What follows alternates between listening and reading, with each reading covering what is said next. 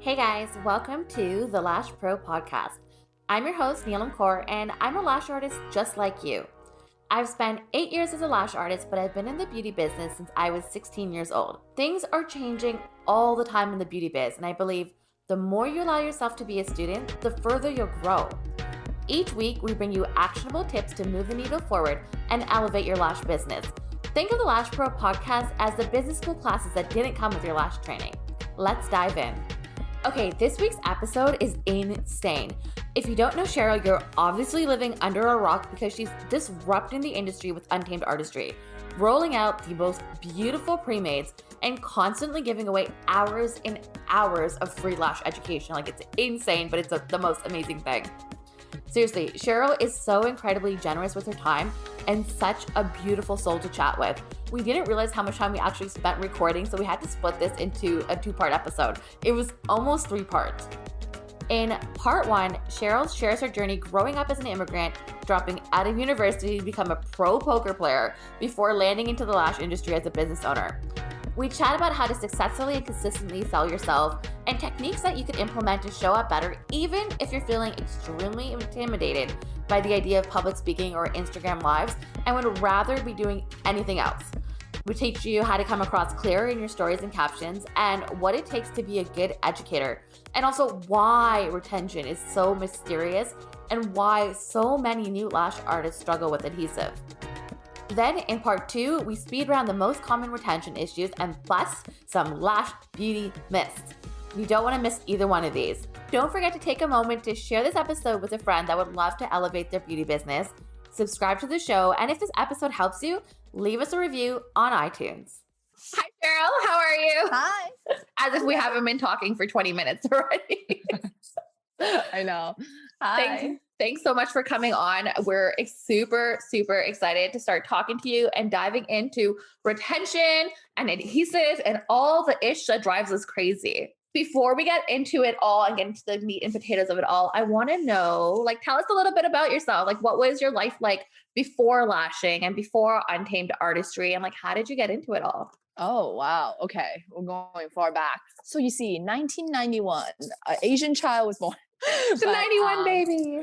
Yeah, I am. Well, so I was born and raised in China, and I came to Canada when I was 14 years old, and I was raised by my grandma in China. And then when I came to Canada, I guess it was a really big culture shock for me, changing from the environment that I lived in to now, which is a complete different environment. But after that, I did the normal things, went to school, went to university, but I dropped out because I realized that going to university wasn't something that I really wanted to do, was something that I wanted to do to please others, like my mother and the society. But I discovered poker in my second year of university. So when I discovered poker, then everything was game over after that, because once I discovered poker, I realized that there was this one thing out there that I really, really like doing, and that involves everything that I enjoy doing, which is fast decision making, risk calculation, and people, most of all. It's because when you sit on a table playing with 8 other people, there's a lot of characters there. And you learn a lot about different type of people, different type of behavior. So it combined everything I liked in one. And at the time, I went to the casino, I think the second time to play poker. And I met a guy who played poker for a living. And I just thought, well, if he can do it, I can do it. Well, I don't know. It's just this crazy idea that I just had, that I'm just oh, if he can do it, I can do it. Soon after that, I started playing poker a lot more. And then within a year, I dropped out of university and moved on to play poker for a living professionally for the next 5 years. And it was definitely a career that I think is very unique. And you probably won't experience it that much in life, which is same as being a lash artist too, if you really think about it. It's not an avocation that a lot of people have. But then after that, I think I hit a point where I was very unfulfilled, very, very unhappy, even though I think through social media, and if you follow along my poker journey, you would think that I was having such a time of my life. I was slowly climbing my rank to become one of the best female poker player in the world, which is something I really, really wanted to do. And I set a goal for myself to do. But it's the higher the stake I play, the more and more unhappy I got. And eventually, I think I got to a point where now looking back in hindsight, I was definitely depressed, but you don't know it when you're in the moment. But now you think about like, oh, spending like 14 hours a day in bed watching TV on days that I'm not playing poker, it's probably not normal. And what really hit hard for me is when I started realizing that all the traveling, to other people, it's like, oh, wow, she's traveling around the world all the time and living in hotels. But to me, is what it meant was having no friends, not building real relationship because you're not in the same place long enough to build a meaningful relationship with people. So eventually I decided that I wanted to do something else. How close did you get to being like one of the top female professional poker players in the world? I think that the metrics itself is very subjective. So there's no objective truth in whether or not you're the best poker player in the world, beside using some of the metrics like money earned, tournament win. However, in poker, there's a lot of luck involved, Yeah. what we call the variance. So I think it's going to be really hard to determine that. So I wouldn't say that I was that close, but I would say that my best day in poker was when I was playing in one of the biggest tournaments that I've ever played in my life with some of the best poker player there is in the world. And then that evening when we had a players party, which the company usually will host some sort of players party, and a friend of mine who went to this tournament with me was basically walking around, having drinks, meeting people, socializing. And he overheard people talking about me, some of the best poker player in the world, talking about how today I play with a girl who's probably one of the best like female player that I play with. Like she's really, really tough. And to me, like I made $0 that day. But yeah, so basically that day, in the day where I won $0, I felt like I was the most successful poker player in the world in my eyes at that moment, is getting the recognition from people that I really respected to also respected me as a poker player. And that's when I realized that I didn't play poker for the money. I play poker for the love of the game, which is why I've always been known as a person who has what we call in the industry FPS, so fancy play syndrome, Wait, where I don't fancy play syndrome? yeah. So basically, what it means is that you always win it the hard way. You always try to find the most meta way to play against your opponent. You always try to outplay your opponent. There was a period of time where I played like 10% of my hands blind without looking at my cards. I'm totally Because picturing like a James Bond scene here. Like everyone in gowns around the table. Like that's what's going through my head as you're telling me this. Like this is the gameplay nice. I'm seeing in my head. All right, that's what I'm going to do when I make a movie one day about my poker journey, my failed poker journey. But I think that it's not really so much about like how successful I was as a poker player, because I do not consider myself as a successful poker player at all, especially in the grand scheme of things in poker. I was nowhere close to the top, but I think poker has taught me so much. That is what brought me to where I am as a business owner today. And it's so funny how the things that I did with poker and the things I do now is so polar opposite. But without one, I would not succeed in another. What do you feel is like the one thing that you learned from poker that you're able to take into lashing and everything else? Decision making. I think I talk about this quite a lot. I think as a business owner, your biggest skills that you need to refine is decision making. You don't have to be the best accountant. You don't have to be the best graphic designer. You don't have to even be the best lash artist, but you absolutely have to be the best decision maker if you want to grow and scale your business. At the end of the day, business is just a series of decision making, and having good judgment and making those decisions, it's something I learned in poker, and make them relatively quick as well.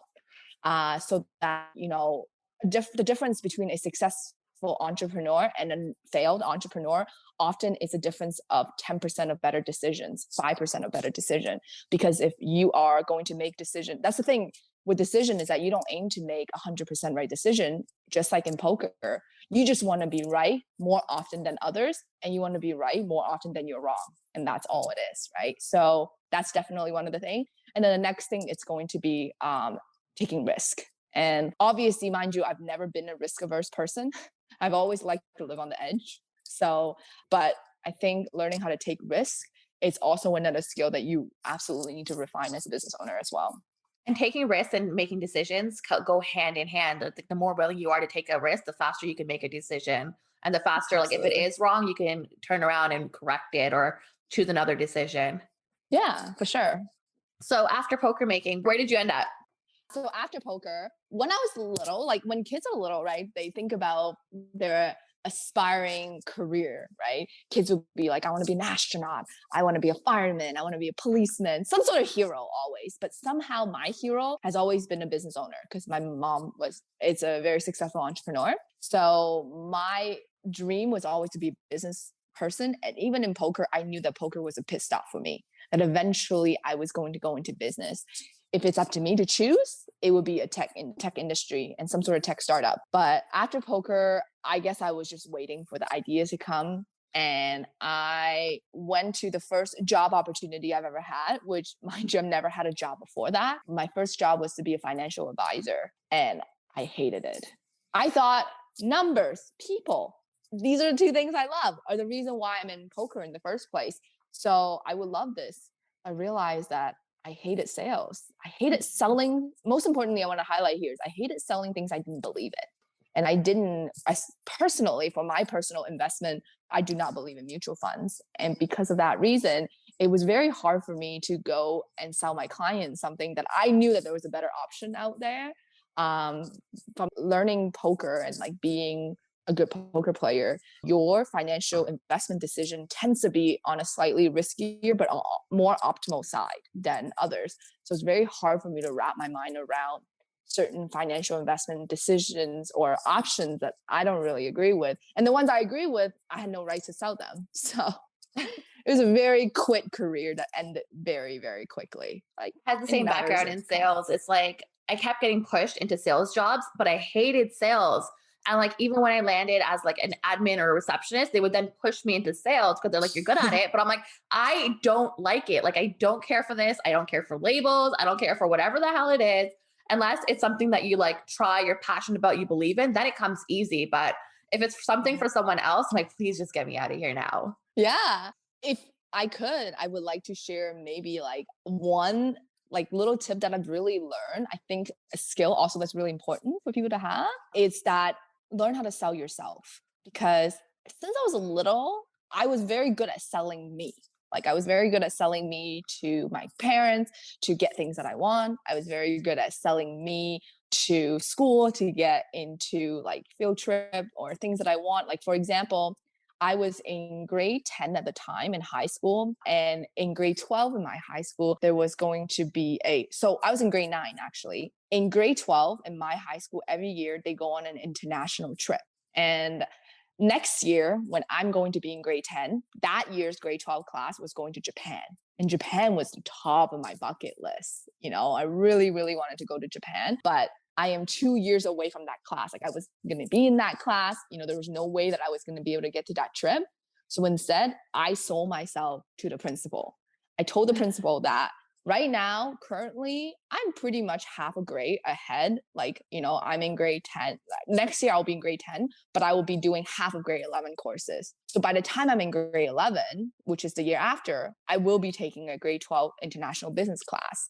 So I would like to go to Japan, even though I'm 2 years younger than everybody in that class, or actually 3 years younger than everybody in that class. That's a different story, but I would like to go to that trip. And I sold myself to them. I sold myself telling them why I deserve that trip and why I deserve to be a part of this class that I wasn't going to be in at all. So yeah, I think that one of the you don't have to learn to sell anything else in this economy right now. We're in the creators economy where everybody can productize themselves and brand themselves. The most important skill you need to learn is how to sell yourself. And that's what we do every day on Instagram, on our stories as a lash artist. Every single day, you're not selling lashes. You're not selling synthetic plastic. You're selling yourself. So it's an extremely important skill to acquire, I think. Do you have any advice for people that are super shy on like how they can get started? Okay, that's such an important question. And I just wanted to jump in and tell you that I struggled so much as a lash artist. Heck, I still struggle some days. But what's helped me troubleshoot faster was taking notes and tracking absolutely every product that I used. Every product that I used, my client's lash conditions, when she came in, my environment, and this is why we created Lash Assist Pro. I outgrew the cue card box. My cue card box was overflowing and I was losing notes. So we created Lash Assist Pro to be a system that you can use to organize all your clients' notes, remember little tidbits about them, and troubleshoot faster. Yes, it's digital consultation forms and waivers, which is huge in today's day and age, but it's also so much more than that. And you can try it out absolutely free, no commitments for 30 days by using the code LASHPRO. Let's jump back in. Better selling themselves? So I think that most people would associate shy people as introverts. Would you agree? Yeah, I would say so. Right? Okay, yes, shy, introverted, but also like I'm an introvert, but like I don't, yes, okay, shy, introverted, yes, associated. You're right. That's a very general statement. I totally agree because I don't, we really shouldn't put blanketed statement on like human, which are all completely unique. But I think in general, what I've read is that studies have shown introverts are actually, or shy introverts are actually way better salespeople than an extrovert. And the reason why is because introverts are more capable of being empathetic, and the greatest communicator are those who listens well. An introvert actually has that innate ability to listen better than most people. So because of that reason, once you learn and hone into your introvertedness, you actually are capable of being better salespeople, because extroverts sometimes can be more, I guess, distracted by like their surrounding and everything that excites them, right? But there are quite a few books actually to first overcome shyness and to show up on camera more. And there are books that you can read called Introverted Entrepreneur, something like that. I might be getting the name wrong completely, but it teaches you how to get out of your shell as somebody who's shy to start selling yourself, right? The next thing I want to say is that everything humans do is a practice. It's a repetition. And everything you do, it's like a muscle that you can build on top of each other, like learning, like exercising. Everything is just a series of repetition until you master it. So because of that reason, I think that, the best way to do it is just by trying first. And if you're shy, you can try to record yourself first so that it's not a live event, right? So you can record, retake, do as many times until you feel comfortable.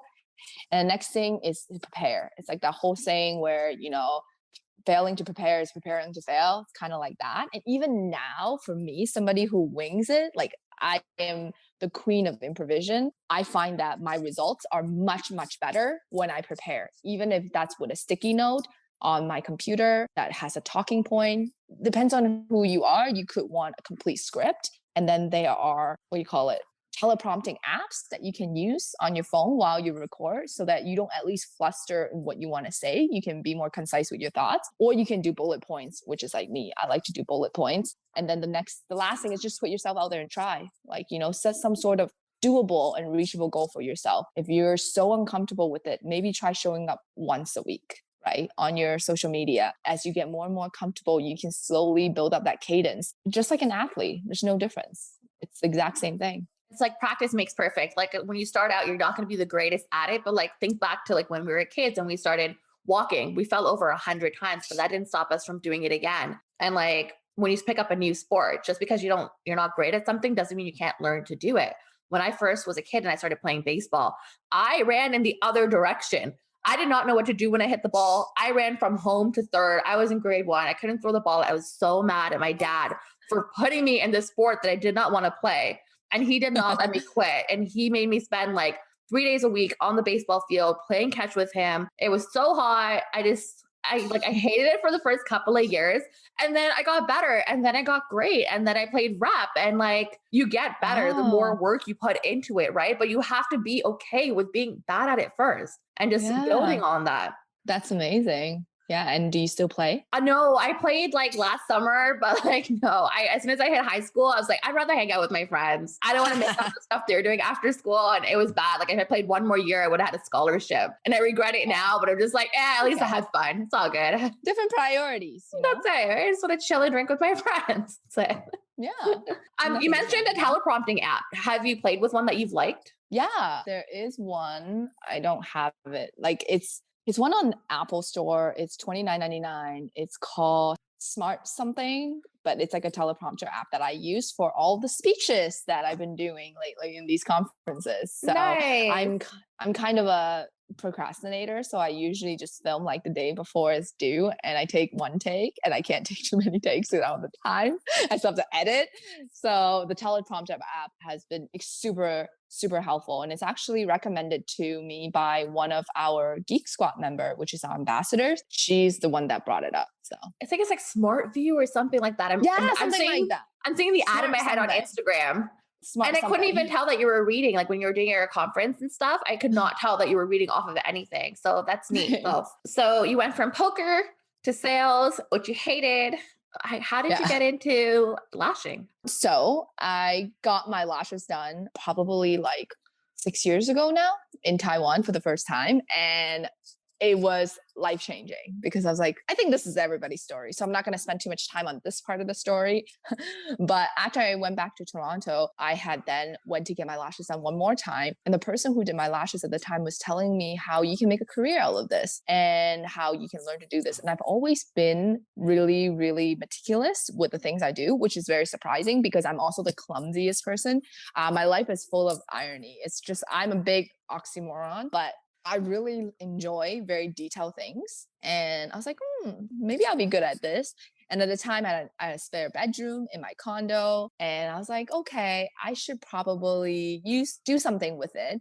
And this would let me build up some of my business skills so that I can eventually land on that idea and run with it and bring all these business skills that I've brought along the way to become a better business owner. So that's kind of how I ended up in lashing. And then immediately I took a course with Leah, actually. And then that's like the start of my career. But I have to say that, like, I'm not exactly sure if lashes is what I'm passionate about. It's because I like to think of UA as a company, as an education company that's masquerading in a beauty supply company. So what I'm genuinely passionate about is learning and teaching and sharing those knowledge. And UA slowly grew into a platform that allowed me to do that. Because I think if it's just lashing for me, I'm not sure if I would still be here right now.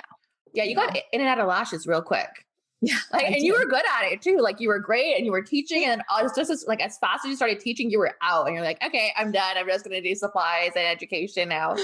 Yeah, absolutely. I think for me, like lashing allowed me to get one step closer to what I actually like, which is learning and teaching. And then learning and teaching allowed me to build a platform to get to even one step closer to what I really want, is learning and teaching with and sharing with everyone in the lash industry. So I really think that I hope UA have done set a really good example to show people that there's an abundance of education and knowledge in the industry. And then the best way to grow is by sharing these knowledge. I feel like the Canadian lash industry is so small. Like everybody knows each other. Cause I'm like, Leah did my lashes even before I started lashing. And then I trained with her as well. And then Michelle from Authentic Artistry trained with you. Yeah. And I remember the one thing before I really knew you, the one thing that I knew about you was that you were great at explaining things in a way that no other instructor was doing at a time. And you had this like analogy about like, and I haven't seen you actually do it or say it, but the description of the analogy was when you're teaching wrapping, it was something about a clip. Or like closing on something. And like, I don't even know what the analogy was, but just with the knowledge that was floating around, I was able to figure it out and get my wrapping to work. Yeah, I think I always loved like analogy. I think analogy is one of the best way to teach. I think, if you look at a lot of Albert Einstein or Richard Feynman, physicists and people like that, they would all tell you that to truly understand something is to be able to explain it plainly, right? If you can't explain it plainly, you don't really understand it. That's why I've always been kind of the spokesperson to go online and tell people on your social media to stop using jargons, to stop using terminology that means nothing to your clients. A good example is I wanted to do this like video that I thought would be really funny to give people a perspective of how lash artists view the world and how like a lash client views the world. And I will prompt different words and ask them to, in their own words, explain to me what that word means to them. So an example would be isolation. To a lash artist would be sorting one lash out of, your lash line and not touching other lashes or something. But for a client, isolation, when I asked my graphic designer, she's like, I think of myself sitting in an island. Like, did you make this video? No. Okay, do it, please. Yeah. But I think that like one of the things that I've learned is that like, this is why kids learn so well, right? It's because kids don't complicate things. They keep it really, really simple, and they start with first principle, and then that's it. Like, so for a good educator, and I think a good teacher, one of the things that would make you stand out as a good educator is somebody who really thinks about how to communicate knowledge, right? So if you had to read any book to start off as a teacher or an educator, is to read a communication book, right? To first understand how communication works. How do people reciprocate communication? And then once you've done that, I think no matter what you teach, you're going to find an easier time to do it and more effective as well. Okay, so let's have you break this down for us. Why is retention such a mystery? Like, why do so many new lash artists struggle with adhesive, like, and making it work for them? That's so funny, because I think this is such a good question to ask at this point, because I was just talking about how simplifying things and making information easy to understand. And retention is one of those things that I think has been confused and overcomplicated by a lot of people. First of all, it's because of lack of knowledge and lack of information. Our lash industry is extremely young. So, there is extremely young and also extremely closed, right? Lash artists often only interact with other lash artists. You don't really see lash artists interacting with chemists or interacting with accountants or business owners. They often stay in their own bubble, and that unfortunately has the effect of a echo chamber, right? So that's when, the information just bounces off the wall and just keep rotating within the space. And we don't really have a way to fact check them. So there's a lot of theories of a lot of smart people coming up, but no way to fact check them or, to validate them. With more and more time going on, there's more and more like nerdy and curious people are asking questions, right? Because what is science? Science, it's not when you have a hypothesis or theory, you go and find ways to prove it right. True science is when you have a theory and you go and find a way in every way possible to prove it wrong. Oh, I didn't know practice that. Of science. Yeah, it's called fallibilism, right? So everything, good science, every good piece of science and knowledge is fallible. So what that means is that it's possible for it to be wrong. If something is not fallible, then it's unlikely that it's true. So by saying something like, oh, this is the way it is, for example, you can apply that same explanation to everything. If you can apply one explanation to every single question, how can that be the right question, right? So I'm feeling bad for scientists right now that are like going through life just like doubting everything in their existence. That's a really sad way to live. Or if you're a truth seeker, that would be the most exciting way to live, right? So True. It's all about perspective. But I think that for us in adhesive, it's the one thing in our industry that it's actually evolved around science, right? And it's because of that, we are not scientists. I'm not a scientist. Matter of fact, I know so little about science that a grade 8 student would know more about science than I do. Excuse me. It's okay. Bless you. Thank you. But yeah, like a grade A student would know more about science than I do. So when it comes to something like this, all we have is just theories that everyone is going off. So because of that, number one, we have now crowded the space with a lot of different theories and a lot of different information. Now, human has a tendency, it's a bias that we always have. It's called confirmation bias. So that's when you believe in something and you will go out there and look for evidence to prove the things that you believe in. So one of the best ways to see this is, if you drive a Toyota, you're going to go on the street and you're going to be like, there's way more Toyota on the streets than any other cars. But if you ask a Honda car driver, he's going to be like, no, you're not right. Actually, there's way more Honda out there on the streets. So because of this reason, it's so much easier for us to kind of look for faults elsewhere instead of really understanding what is happening. So because of that, I think with this confirmation bias, wanting to believe that we're good lash artists, wanting to believe that retention is multifaceted and has so many moving pieces in it, it almost alleviate that pressure of us as lash artists to say that it's not our fault. It's not our problem. It's the aftercare process. It's the adhesive. It's the environment. Well, the environment does play a role, but a lot of it's so much easier to just complicate things to say that, okay, I don't really understand this. So that's why my retention like isn't really working or sucks. And then the moment you find that one thing that works, you grab onto it and you're like, that's it. That solved my problem. So that must be the solution to a greater retention. But instead, what I want to encourage people to do, which is why I do these free adhesive webinars, is to really understand fundamentally how does the adhesive work and what causes retention issue. By understanding this, you can come up with a theory on your own in which why your retention doesn't work, right? Because when it comes to retention, as adhesive is very simple, but the answer to why you're having retention problem, that itself is multifaceted. It has so many different variables in there, right? But if we can understand how adhesive work, then I feel like hopefully by the end of this podcast, everyone at home or in your salon listening to this, that you're able to troubleshoot your own retention problem, you know? I remember listening to an episode of Lashcast podcast, and they talked about how Tessney like never blames the client. If something's going wrong, the onus is always on her. And shifting into that mindset was game changing, because it's not like, oh, like, what did you go home and do? What did you like use? Mm-hmm. It had nothing to do with that anymore. It was just like, okay, what did I do? What do I need to change in order for things to work better next time? And as soon as I started doing that, I was less stressed out. Clients were less stressed out, and like things were just working so much smoother. Mm-hmm. So that's really good of you to like take ownership and responsibility of your part of uphold your part of the bargain, right? In this transaction, they gave you money, and it's your commitment to them that these lashes will last. Woo! Okay, that was a lot, but there is so much more, and it just keeps on getting better.